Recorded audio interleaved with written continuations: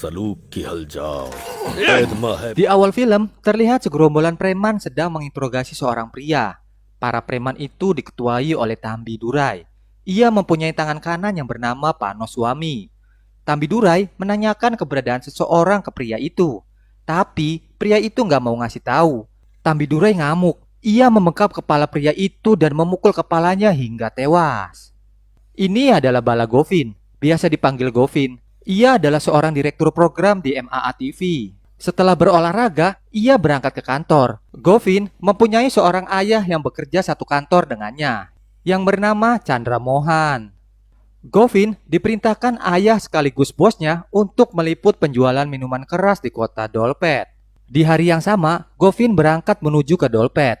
Ia membawa kamera tersembunyi agar tidak diketahui oleh masyarakat sekitar.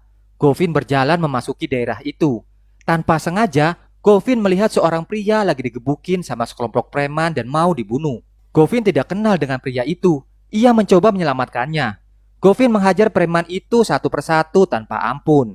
Kini, giliran ketua preman dihajar habis-habisan sama Govin.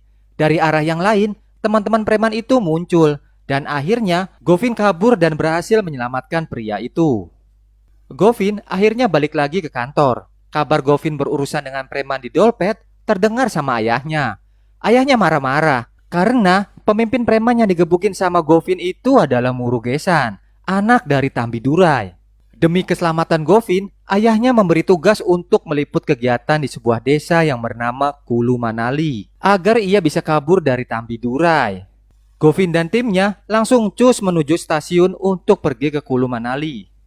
Murugesan kini koma di rumah sakit. Tambi Durai murka ngelihat kondisi anaknya. Anak buahnya ngasih tahu kalau yang ngegebukin Murugesan bekerja di MAA TV. Ngedengar itu, ia dan anak buahnya langsung ngegeruduk ke MAA TV dan mencari Govin di sana. Tapi Govin nggak ada. Tambi Durai nanya ke bos MAA TV, di mana Govin berada. Bosnya ngasih tahu kalau Govin pergi nggak tahu kemana. Dia juga udah menghubungi Govin tapi nggak ada jawaban. Tambi Durai memerintahkan anak buahnya untuk mencari Govin ke semua tempat. Govin dan timnya buru-buru naik kereta. Sementara itu, anak buah Tambi Durai sudah berada di stasiun. Mereka memeriksa ke semua tempat dan menanyai orang-orang di sana. Govin akhirnya nyampe di desa Kulu Manali. Dia mendirikan tenda dan beristirahat. Besoknya, kru langsung meliput semua kegiatan warga di desa itu. Dari atas bukit, Govin gak sengaja ngelihat sekelompok orang lagi meditasi. Ia melihat seorang gadis cantik di sana. Govin langsung ngedeketin sekumpulan orang itu. Ia memperkenalkan diri dan bertanya kegiatan yang mereka lakukan. Ternyata mereka adalah komunitas Sanyasin.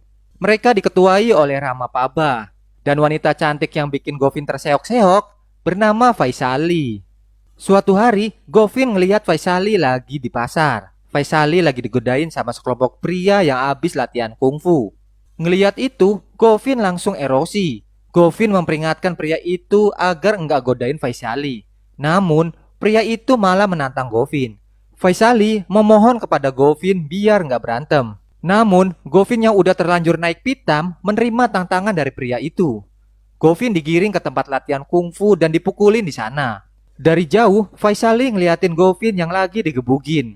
Govin akhirnya bisa membalas dan menghajar balik mereka semua. Setelah berhasil bikin mereka babak belur, Govin akhirnya pergi bersama teman-temannya. Malam harinya, Govin gak bisa tidur. Dia masih kebayang-bayang sama Faisali. Ia keluar tenda dan pergi ke tempat kelompok Sanyasin. Begitu nyampe, Govin malah mau balik lagi. Pas mau balik, ia ketemu sama Rama Paba. Rama Paba nanya, kenapa baru aja datang terus pergi lagi? Govin ngejelasin kalau ia gak bisa tidur karena kepikiran terus sama Faisali. Dia datang ke sini karena mau mastiin apakah Faisali juga merasakan hal yang sama. Setelah ngomong itu, Govin balik lagi ke tendanya. Rama Paba akhirnya masuk ke dalam dan melihat Faisali ternyata merasakan hal yang sama. Besoknya, Govin bareng teman-temannya akan pulang ke Hyderabad. Govin berpamitan dengan semua orang di sana, kecuali Faisali. Rama Paba nanya, kenapa Govin gak berpamitan dengan Faisali? Govin ngejawab, kalau Faisali akan ikut dengannya besok hari. Ngedenger itu, Rama Paba nanya, kenapa Govin pede banget Faisali bakal ikut bareng dia. Govin pun ngejawab, kita lihat saja nanti. Sebelum pulang, Govin nungguin Faisali. Tapi dia nggak nongol-nongol. Govin lalu berdiri di atas batu dan teriak-teriak manggil nama Faisali. Tapi Faisali tetap gak nongol-nongol. Akhirnya Govin dan teman-temannya pergi naik mobil. Ternyata Faisali ada di bawah batu tempat Govin teriak tadi sambil menangis. Dari jauh Faisali ngeliatin dan ngikutin mobil yang ditumpangi oleh Govin dan teman-temannya. Di tempat yang lain, Tambidurai masih mencari Govin. Karena belum pernah ketemu, Tambidurai salah sasaran. Ia memukuli orang lain yang kebetulan namanya juga Govin. Seseorang menelpon salah satu teman Govin dan ngasih tahu kalau untuk sementara Govin jangan dulu datang ke Hyderabad karena Tambidurai sedang mencarinya kemana-mana. Ngedengar itu, teman Govin memerintahkan supir untuk menghentikan mobilnya. Ia mau ngasih tahu Govin yang lagi duduk di atas mobil. Pas berhenti, Govin udah nggak ada di atas mobil. Temennya langsung nelpon Govin. Si Govin ngomong kalau dia berubah pikiran. Dia nggak mau pulang ke Hyderabad tanpa Faisali. Sementara itu, Faisali masih menangisi kepergian Govin. Tiba-tiba, seorang laki-laki datang mendekati Faisali. Faisali sangat senang. Ia mengira itu adalah Govin.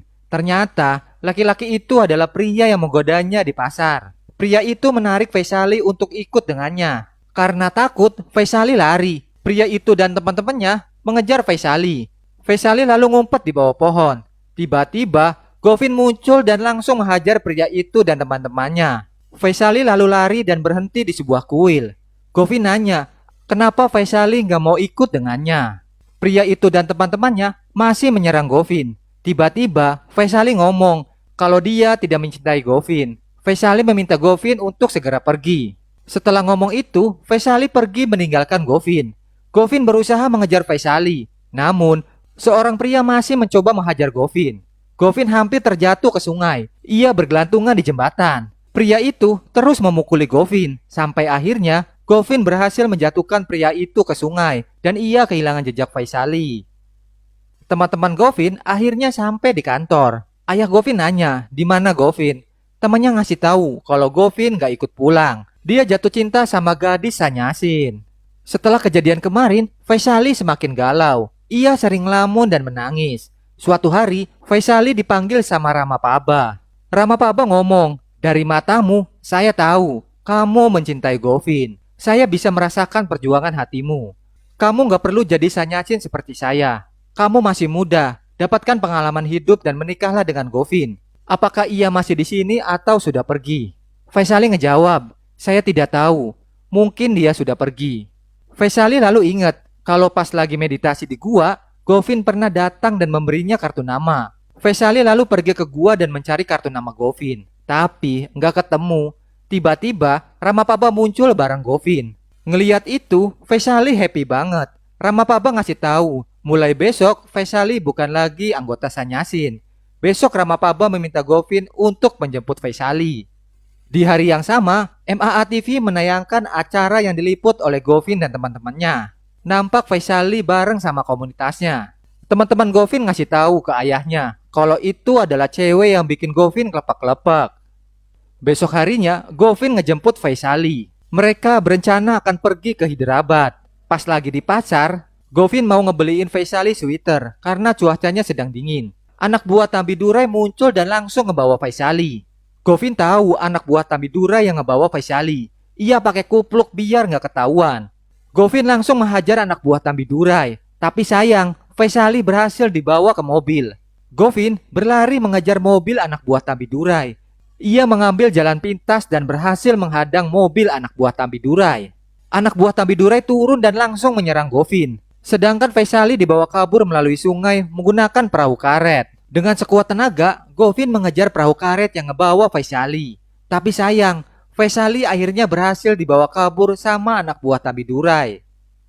Govin kembali ke tempat komunitas Sanyasin. Ia menanyakan asal-usul Faisali. Namun, Ramapaba tidak tahu asal-usul Faisali.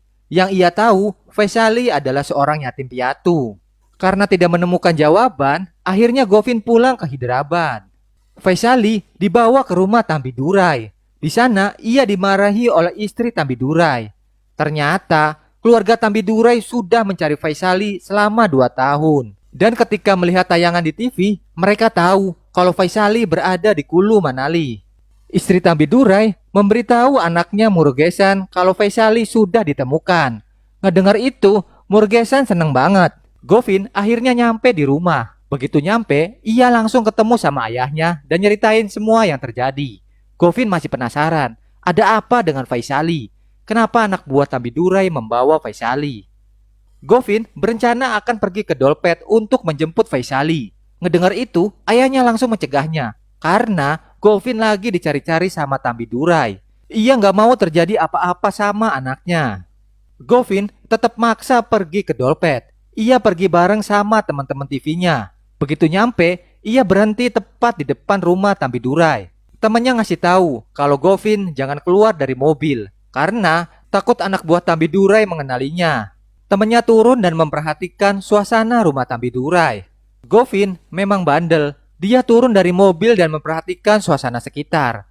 Tiba-tiba, seorang pria muncul dan menariknya ke dalam sebuah rumah. Ternyata, pria itu adalah orang yang pernah Govin tolong ketika digebukin sama anak buah Tambidurai.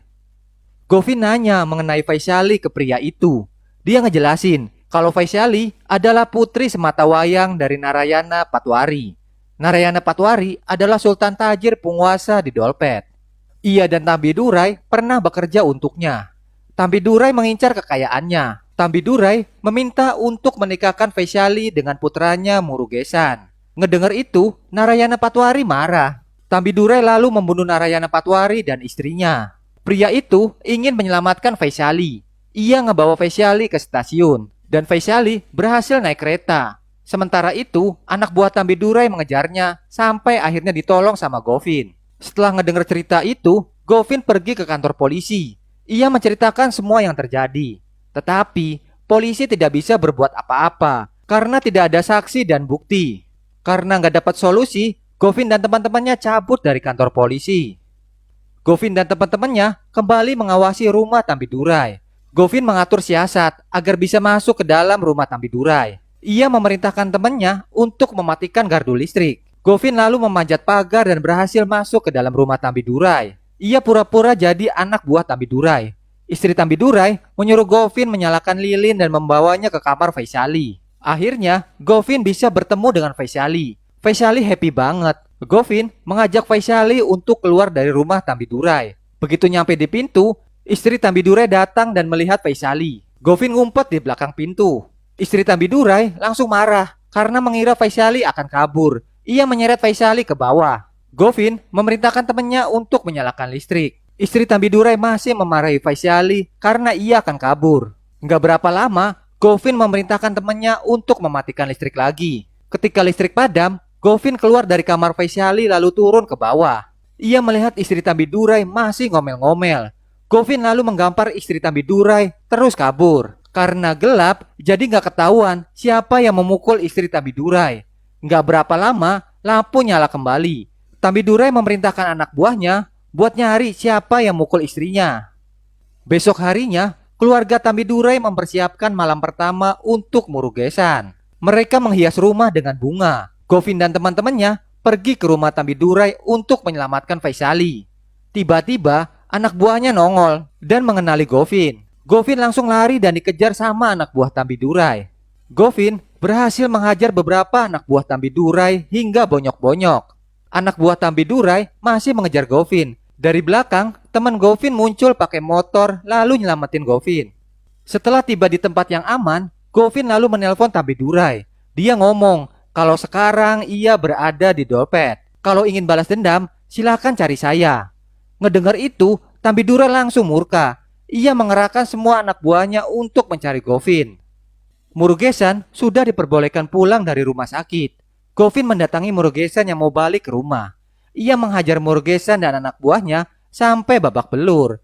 Ia ngomong kalau dia mencintai Vaishali. Setelah ngomong itu, Govin langsung meninggalkan rumah sakit. Murugesan akhirnya pulang ke rumah. Ia ngomong ke ayahnya kalau Vaishali ada hubungannya dengan Govin. Tambidurai langsung memukuli Vaishali dan menanyakan di mana Govin berada.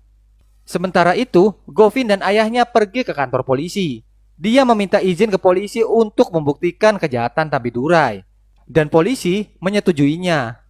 Govin dan teman-temannya pergi ke markas Tambidurai. ia menghajar anak buah Tambi Durai dan mengoleskan darah ke muka dan badannya. Ia juga pura-pura menancapkan pisau ke dadanya. Govin ngebawa orang yang digebukin tadi ke rumah Tambi Durai. Ia masuk ke dalam dan ngomong, ini semua adalah perbuatan Govin, dan Govin lagi ada di luar. Ngedengar itu, Tambi Durai dan anak buahnya langsung keluar untuk mencari Govin. Murugesan nggak bisa lihat Govin karena ketutupan sama asistennya. Panoswami curiga sama Govin. Govin langsung menghajar Panoswami dan pergi ke kamar Vaishali. Ia membawa Vaishali keluar dari rumah Tambi Durai. Sementara itu, anak buah Tambi Durai sibuk mencari Govin. Mereka memeriksa ke semua arah. Dari atas, teman Govin merekam semua aksi anak buah Tambi Durai. Tapi, ketahuan, ia dibacok dan jatuh. Ngelihat itu, Govin langsung menghampiri temannya. Dari tempat yang lain, teman Govin juga merekam kejadian itu. Anak buah Tambi Durai mengancam seorang wanita dan melukai tangannya. Tambi Durai memerintahkan Govin agar mengembalikan Vaishali. Govin akhirnya menyuruh Vaishali balik ke Tambi Durai. Anak buah Tambi Durai langsung menyerang Govin. Govin lari menyelamatkan diri. Teman Govin masih merekam kejadian itu. Tiba-tiba, Govin menyandra Murugesan dengan sebuah pisau. Ia menusukkan pisau ke tangan Murugesan dan membawanya ke dalam gudang. Govin menghajar anak buah Tambi Durai satu persatu. Sementara itu, teman-teman Govin melakukan siaran langsung mengenai kejadian itu dan menyiarkannya di TV. Polisi akhirnya memiliki bukti yang kuat dari siaran TV itu. Mereka akhirnya pergi ke TKP untuk menangkap Tambi Durai. Govin masih berusaha menghajar anak buah Tambi Durai. Ia membakar sebagian cat yang ada di gudang. Akhirnya, Govin berhasil menghajar Tambi Durai dan anak buahnya. Ia dan Vaishali keluar dari gudang dan mengunci gudang itu. Nggak berapa lama, polisi datang dan menangkap Tambi Durai. Dan film pun ditutup dengan adegan Govin dan Vaishali pergi ke gua tempat semedi Sanyasin untuk berbulan madu.